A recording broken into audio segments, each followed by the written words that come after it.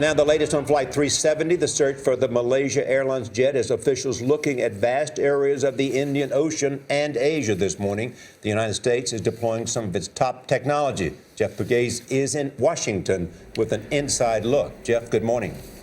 Good morning, Charlie and Nora. Investigators may have managed to narrow down the area where they think this plane may have traveled, but finding the plane in that area is still a huge task.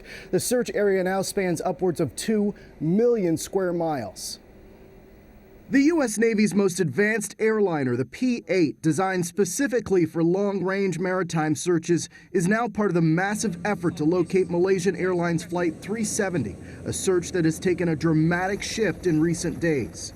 A satellite hovering more than 20,000 miles over the sea picked up signals from the plane once an hour for at least 4 hours after it lost contact with air traffic control. It did not target a specific location, only a wide perimeter, almost equal to the size of the United States.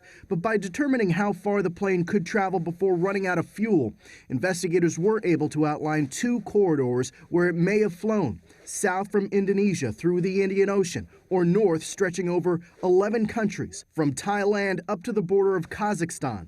While neither arc is being ruled out, at least 5 countries along the northern route, including India and Pakistan, say the jet was not detected by radar over their territory. U.S. officials believe it is more likely the plane traveled south and crashed into the Indian Ocean. Nearly 400 members of the U.S. Navy are searching those waters. Commander William Marks is aboard the USS Blue Ridge, which controls the team scouring the region. They're out there 24 hours a day. It is challenging, but that's what we train for. They are searching for any sign of Flight 370, including victims. A grief counselor and chaplain were flown out to the USS Kidd to prepare the crew for what they might find. Still, there has been no sign of debris, and crews are left combing waters that, on average, run more than 2 miles deep.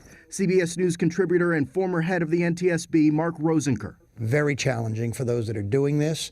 Very frustrating for the investigators. Very, very disturbing that we didn't have good information early on. And this is not the way to run a very serious aviation accident investigation.